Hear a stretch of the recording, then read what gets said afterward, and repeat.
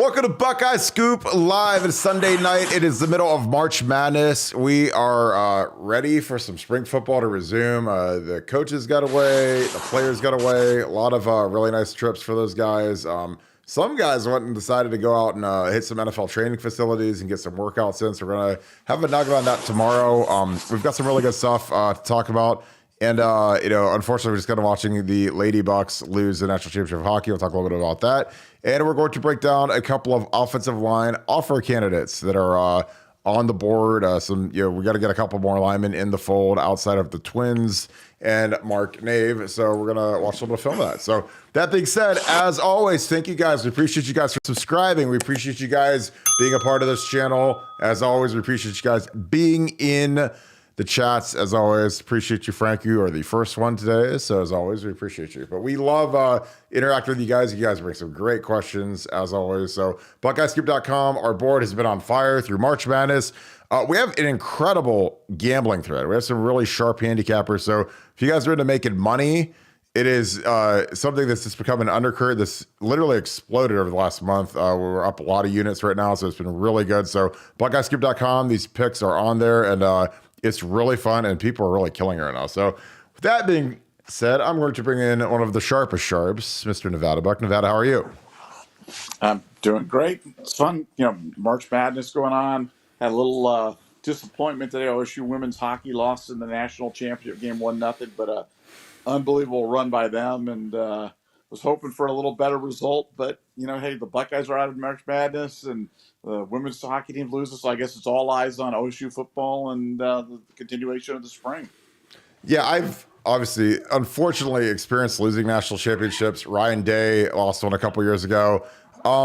Nevada, what do you make of a season when you end up falling short, especially it's different with this Ohio State hockey team. They were number one for most of the season. They were a heavy favorite today. They lose 1-0 to Wisconsin. What do you take from their season? What do you make of it? I know there's no moral victories, but is there a moral victory? I don't really think there is, but I'd love your opinion on that. I'm always a big fan of large sample sizes. I'm just kind of like, the large sample sizes for the season, they were, number one. They never got shut out the entire year. They played some great hockey, beat a lot of great teams, and that, to me, that doesn't, it hurts, but it's not diminished by the fact that they got unlucky in one nothing game. So no, kudos to the women's team. There's plans I'm hearing for a new ice arena for the men and the women. Couldn't happen. They've done it for every other sport at Ohio State. The women's programs definitely deserve it of it, and Coach Muzz might be the best coach at the Ohio State program's got right now. So hope they keep her for a long time. Yeah, I totally agree. I think Coach Muzz does a fantastic job. She is very intense. Again, it's tough. You lose a game 1-0. I mean, it's kind of like losing to Georgia on a last-second field goal that you miss. I don't know. It stinks. Someone had to lose, and congrats to Wisconsin. They got a nice dub today. But we're going to get into a little spring football. Obviously, the Buckeyes are back. They're going to put pads on this week. Nevada, what are you most excited about? What are you most excited to hear about? A bunch of these guys went out and trained at NFL facilities, which I love. That's kind of a nice part about having NIL money and having agents, is that they can connect you during your week off so that you can kind of try out what facilities you'd like to train at when you do your combine prep. But what are you most excited about for the first week of spring ball now that the boys are back and they got rid of the first two acclimation practices a week ago? Well, I think, just expanding on what you just said, I just think that what I'm most excited about is the number of guys and the commitment that the Ohio State players did to continuing their training. This spring, I've seen a lot of springs where a lot of times it's time for the guys to go home, go on vacation, get a little break, do whatever it is. For these guys, it was a lot of business, and I don't think that was an accident. As you mentioned with NIL, you now have the opportunities to train in some of the best facilities in the country. And the OSU Buckeyes took advantage of that. And it was a commitment for some of the older guys and some of the younger guys that got together. And they're like, hey, let's train through the spring and really kind of make this a special 2023 season. And it happened. So very excited to see how that translates to spring ball, which I think is going to get kicked off with an unusual high level of intensity because of some of the training that these guys have done over the past week. Yeah, I agree. My last couple spring balls, I decided to stay home or stay in Columbus, stay at my apartment, worked out every day at the Woody Hayes, felt great, was able to get good heavy lifts in, no class. It's kind of awesome because like when you don't have to go to class, you can work out for like 3 hours, go get a nice, cold plunge, go grab some lunch, and then just go home and chill. And like, I loved that. 'Cause like, I didn't feel like traveling. I didn't feel like going anywhere. I didn't feel like partying. 'Cause the thing is for these guys, I mean, you can go do that stuff. I mean, it's fine, but man, the opportunity that comes with spring ball for some of these guys that are fighting for starting positions, I mean, it's kind of a once in a lifetime opportunity. If you're Kyle McCord, Devin Brown, I know Kyle went and trained with Pat Mahomes, like you have to go get after it. I mean, you got to be razor sharp that first day of practice. There can't be a hangover. There can't be a fog. I was always paranoid about my cardio. I didn't want to, take a week off, being in Panama City or whatever, and then show back up and I'm not in shape. I don't feel good. Ate like garbage, like a lot of the spring breakers do. So I just stayed home and I loved it. Like it was nice. It was relaxing. I would sleep in with no alarm clock, and then I'd get up, go work out at the Woody for 3 hours, 2 hours, and get a nice, good heavy lift in. That you can't really do that in spring ball when you have practice. You can't lift as heavy or get as intense a workouts in because you got to practice. So you got to be ready to go for that. So kudos to Marvin and Koja, and we're gonna have a nice nugget on that tomorrow. But I'm really excited about that. Nevada should have a scrimmage this Saturday. What are you expecting? Project some of these headlines coming out of the scrimmage. Is it a tight race between Kyle McCord and Devin Brown? Does Kyle McCord blow him out? What are you predicting a week from today as the storyline of the first scrimmage? I think Ryan Day is going to make a real commitment to making sure both quarterbacks look good in the scrimmage and really have their high points. I think the headline's going to read, fierce quarterback battle will continue through the spring and into the fall, and I think that's going to continue on for the next couple of weeks because I don't think Ryan Day really wants to have one guy get too far ahead of the other. The obvious implications would be that the quote unquote loser of that battle would could potentially be a transfer portal casualty, and you don't want to see that happen. So you want to keep them both as live as you can, and you do that by putting them in good spots. Not just putting one with the ones and twos, and other with the threes and the walk-ons, and so I think that's what Ryan Day will continue to do. And I think what you're going to really see is this is a very good OSU defense, and I'm already hearing that. And as much as we've got skill guys coming back, you got to remember this: a lot of the skill guys that are coming back for the 2023 season aren't playing in the spring, and I think this defense is going to be overwhelming at times for this OSU offense. So if we're looking for winners and losers, I think early on it's going to be the defense against the offense, and we'll see if that changes for the next couple of weeks. Yeah, I think the edge rushers are.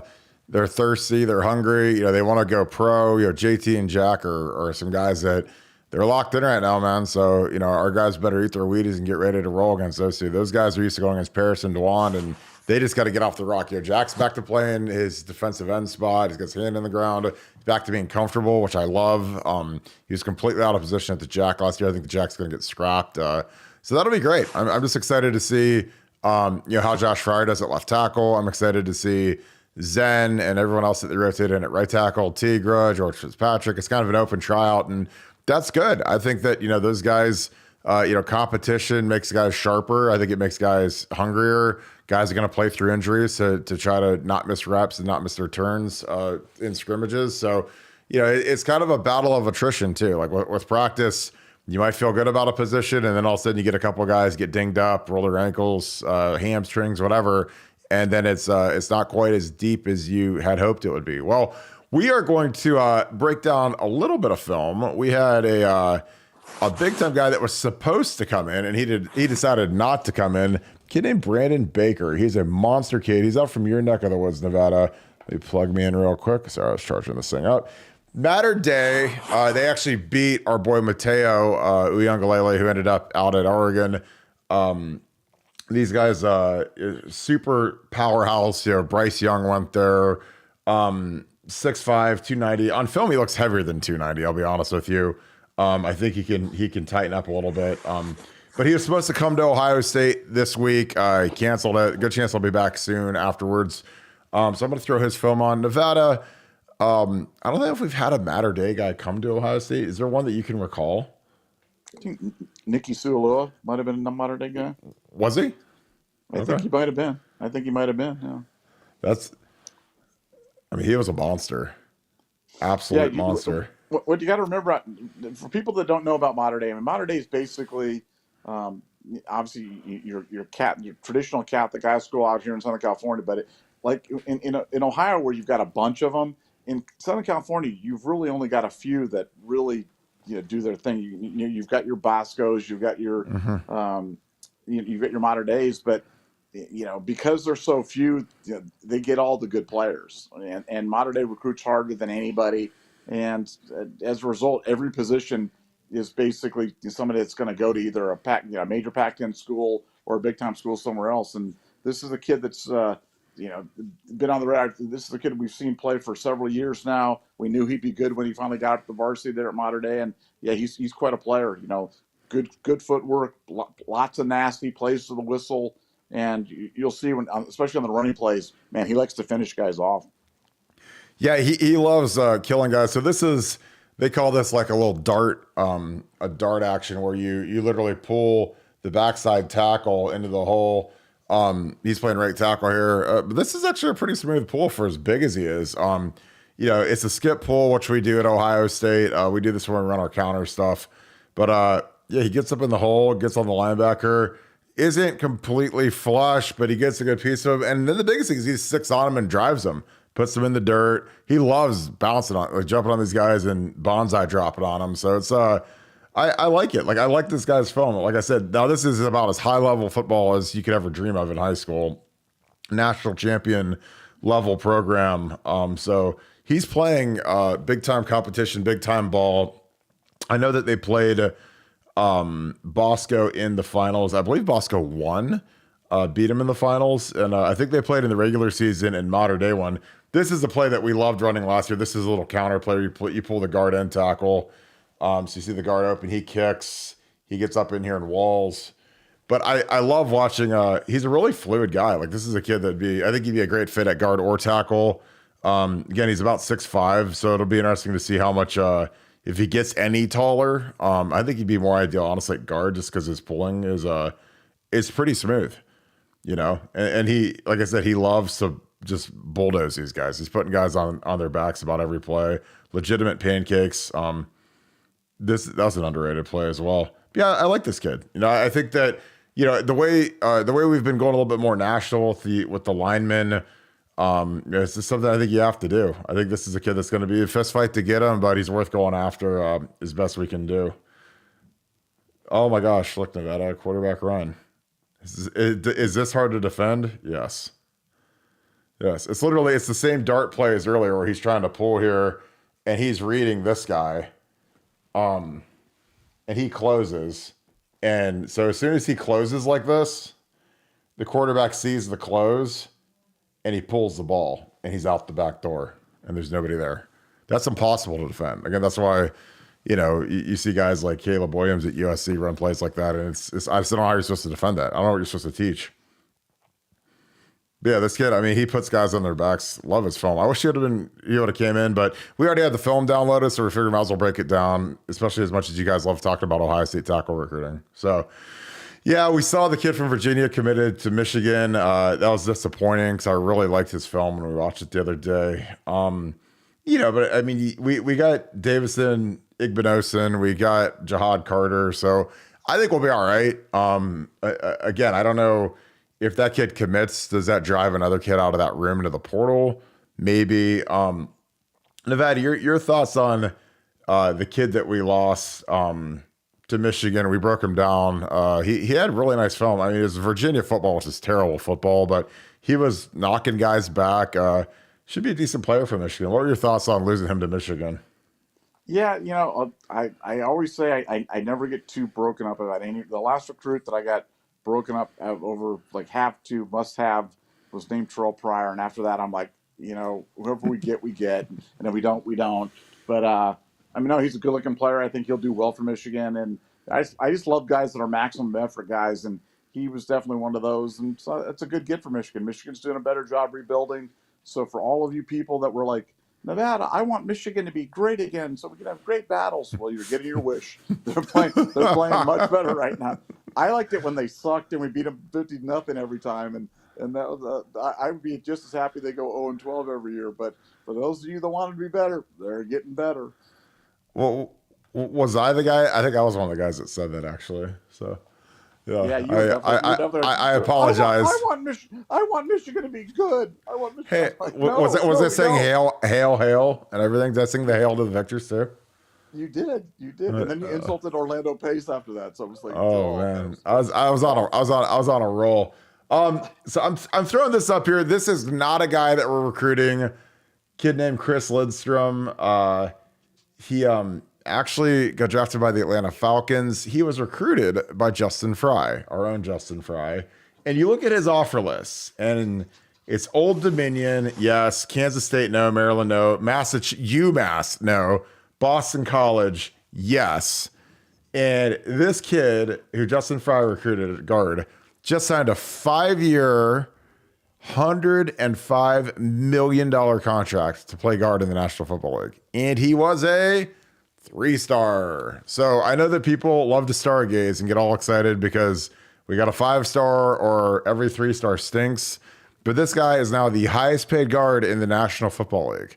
He broke the record. Took Norwell's record, took Quentin Nelson's record, Zach Martin's record, and he was a 3-star. And if we said that we beat out a kid from Old Dominion to land this kid, then the whole Ohio State would be burnt to the ground because people would be so upset that we took him. But sometimes it's like I tell you guys, you just never know. You don't know how these guys are going to develop. I took that screenshot the other day and I put it on BuckeyesCoop.com because, again, like O-line is really hard to project, guys. And I'm telling you, he's a guy that I'm sure Justin liked, took a chance on.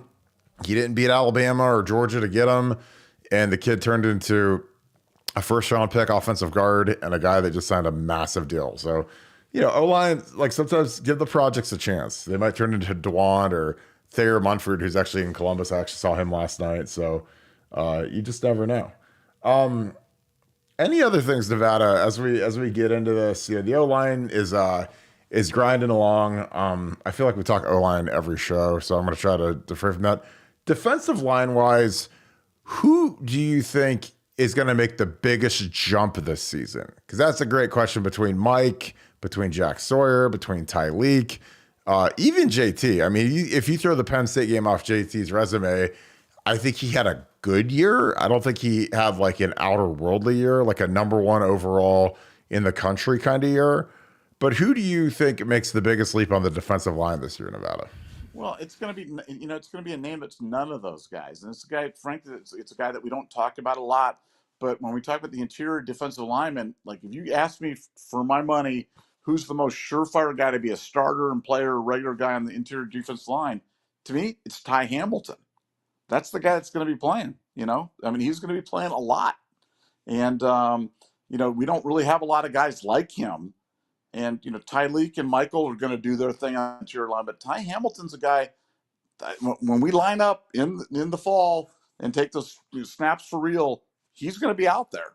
So I think he's a guy who's ready to take a big leap. His brother was a tremendous player, tremendously underrated player at Ohio State. And Ty's just been kind of plugging along, remaking his body, reshaping his body every year. And he's a monster now. He's a monster. And I think he's a guy that you're going to hear a lot about on the interior defensive line. And when you do, you can remember, say, Nevada Buck mentioned this guy. But yeah, Ty Hamilton's my guy for breakout guy on the defensive line. That is a pick right there. In the chat, I want to hear, who do you guys think will be the biggest breakout guy? Biggest jump from year 2 to 3, year 1 to 2. I just have to go with Jack Sawyer, just because he's a guy that I felt played out of position. He didn't play enough snaps. Now he's back to home being a defensive end again. And again, like the funny thing is, Mike Hall and Jack were 2 of the guys that played the fewest amount of snaps of the rotation, and they both tied for the team league in sacks with 4.5. So it's going to be really interesting to see what these guys can do with a full cadre of snaps. Because like Teron and Jerron Cage, nice players. They're not NFL Combine invite type guys, so the NFL doesn't think super highly of them. They can still make it. But it's kind of like we've had Haskell a couple years ago, non-combine guy, didn't get drafted, didn't even last a month in the NFL. So, it's going to be interesting to see, does Mike Hall kind of break that and kind of grow the ability, to get our big time defensive tackles up in the league. We saw what Draymond did. Draymond is not a huge deal with the Seattle Seahawks. Who's our next Draymond? That's kind of what we're looking for. Who's our next pass rushing defensive tackle that can affect the quarterbacks? I think those guys are just so hard to go against, hard to game plan against, and that's something that we've been sorely lacking for the last few years, is that interior pass rush. We're getting some Caden Curry, Kenyatta. Nevada, what's your perspective on Caden Curry this year? That's a name that was hot last year. He got in some late games, got some kind of garbage time sacks. What's your perspective on him this year? Well, I think him and Kenyatta are both two guys to keep an eye on. We talk a lot. It seems like every time we talk about JT and Jack Sawyer and Ty Leak and Michael Hall, but no, I think Caden and Kenyatta are guys that are definitely, they're right there. They're right on the edge of being there. All it would take would be one of those guys, those previous four guys, to be injured or sick or just not playing well, and they get rotated in, and they're ready to take a jump. You can just tell. The way that I always tell the guys that are ready to take the jump is when who are the players and who are the coaches talking about when you're getting past the starters? Who are the guys that first off their list? And those are guys that are always first off people's lips. And I listen to that. I look for those kind of context clues to kind of see who's kind of breaking out. And no, I hear a lot about Kate Gray, I hear a lot about Kenyatta as guys that are going to be potential future stars for Ohio State. So definitely names to watch for this year for sure. Yeah, I think that those guys are going to have to play. I mean, you can't play two ends the whole game. They get gassed, so you got to have a good rotation. I think that it's interesting. Javonte Jean-Baptiste left and went to Notre Dame. Obviously, he was upset about his playing time. He had I think, been our third defensive end this year, but he was probably upset that two younger guys had so-called passed him by on the depth chart. So he went off to Notre Dame. So there's a huge opportunity for some of these young guys. I got a really nice clip here of our guy, Josh Fryer, which I'm going to toss on here. So Josh Fryer is a guy that is going to get a lot of attention this year, but this shows you how long Josh Fryer has been in the mix for Ohio State. So this is a clip literally from at least 2 years ago. I believe this is the year that this is from 2021. This is literally, it's funny because this is Thayer Munford. This is Josh. That's Matt Jones. So this is a drill that they do called pods. And you see, the thing I love about Josh is watch his physicality on Taraja here, where he literally just knocks the guy. I mean, he puts his helmet right under his chin and kills him. And again, like, I've talked to guys that tell me how tough Josh Fryer is.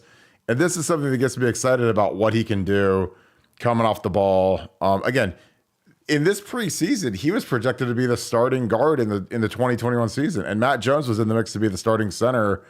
Between Harry and Luke Whippler. So it was really interesting. I found this old clip and I was like, this is kind of what Josh Fryer can do with his athleticism and with the force that he brings. And again, this is the first crew. I mean, he's right next to Thayer, who was our starting left tackle at the time.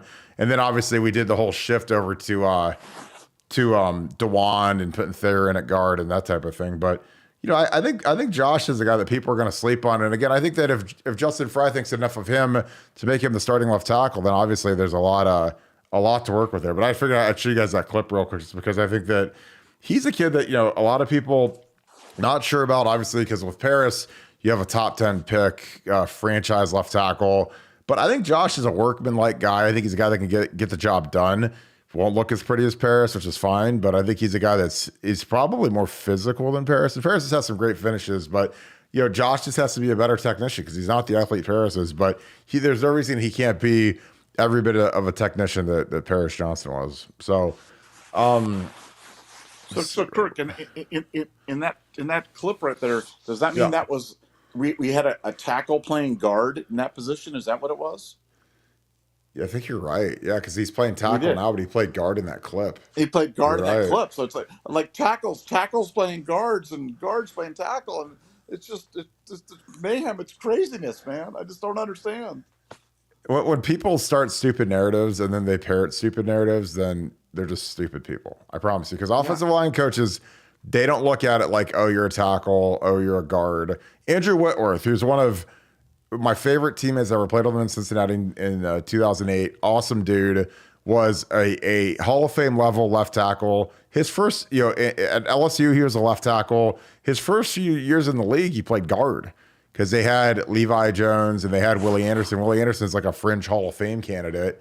And, like when you've got guys that are really good at tackle and you have Andrew Whitworth on the roster, somebody has to go in and play guard, and that's just kind of how it is. And in the NFL, it's not even a thought because there's only 7 guys dressed on game day. So you can't just stand there and say, oh, I'm only a tackle. Oh, I'm only a guard. It's like, no, if someone gets hurt, you're going in the game and you're going to play center or one of the guards or one of the tackles because that's just how it is. Unless you're a stone cold left tackle like Orlando or Jonathan Ogden, even Jonathan Ogden played guard.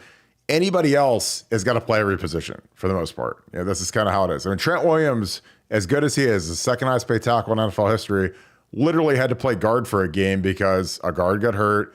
They had a backup tackle, wasn't enough to play guard. So Trent went in there. Trent Williams, who's unbelievable, played left guard for him. He never played guard in his life, but he had to in a game to finish the game out. Google that story.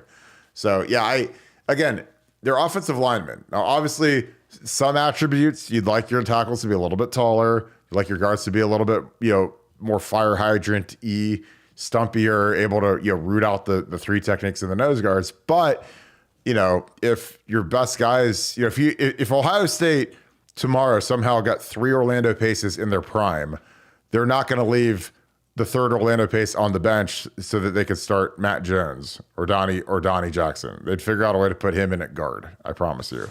So that's all you got to say. Like if we had 4 Orlando Paces, nobody would be like, man, we got to play Matt Jones and Donnie over the other 2 Orlando Paces and just have those guys watch. So nobody was stumpier than Rob Sims. Rob Sims was the definition of stumpy. Yes. and didn't he start the national championship game at left tackle? He played the whole game. Ivan Douglas had blood clot issues, and Robbie was out there as an 18-year-old freshman, and we won the national championship against probably the team that we've been the biggest underdog against in my lifetime, or one of them. I mean, that 0-2 Miami team was 30-game winning streak or whatever it was, and we ran Rob Sims out there at left tackle. And I love Rob. Rob's one of my favorite teammates ever, one of my favorite friends ever. But, he's 6'2". He's out there left tackle versus Jerome McDougal, who's a first-round pick, and he hung in there, because he had good feet, a good punch, good hands. And in 2004, he played left tackle again. So he started for 2 years at left tackle. So 2005, he finally bumped into guard, and then in the league, he played predominantly guard. So, it just kind of is what it is.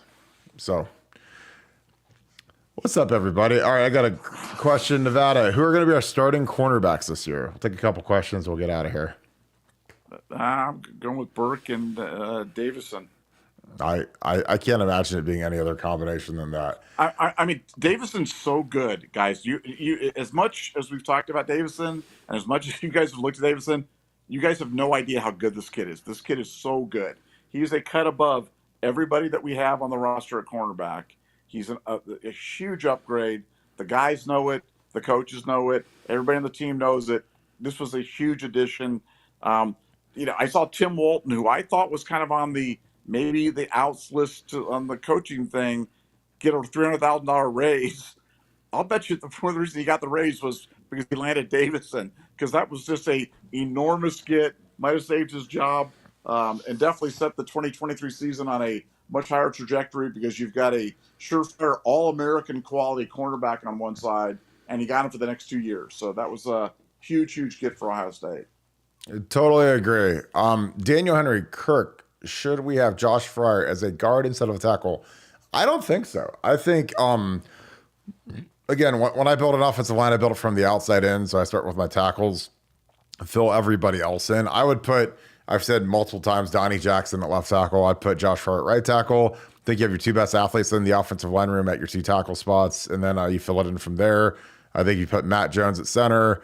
The one that surprises me, honestly, is that Enoch's a 5th-year guy, and he's not running with the ones right now, and that could all change. They could switch it up and put Matt Jones at center and put Enoch at guard. But Justin Fry seemed like he wants to keep those 2 guards where they are and let one of our centers win the job. So I was surprised that Enoch wasn't a starter. So that'll be one to really watch as we go through the rest of spring ball and even in the transfer portal season. As much as I hate to see it, I mean, Enoch's a 5th-year guy. Started the Michigan game last year. Didn't play great, but he's a guy that he's been around for a long time. He was heralded coming out an Army All-American, big pull out of Hawaii. So I don't know. Like I said, I would put Matt Jones at center, let him run the show, and then put Enoch at right guard. But that's just my opinion. And again, Justin Frye has been doing this for longer than I have, but I also know a lot of offensive line too. That being said, what else do we have from you guys? We're getting a lot of Jack Sawyer, a lot of. Did I play basketball in high school? Yeah, I did for 1 year. My sophomore year, I played basketball. After that, gave it up. Did not miss it at all. I had really bad feet, had foot injuries. So hardwood, it was painful. So I gave it up and I just worked out and played football, which again, I really loved. And I did not miss basketball in the slightest. So great question, Yakov. What other questions do you guys have? Nevada, I think a lot of people watching this basketball game. We got I guess it was hopefully this our basketball team gets back at it this year. I kind of miss them being in March Madness. Nevada, would you hire Sean Miller as our next basketball coach?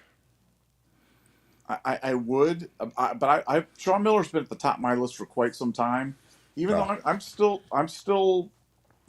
not convinced Holtman's done. I'm not convinced Holtman's a dud yet. I'm still holding on to my Holtman stock.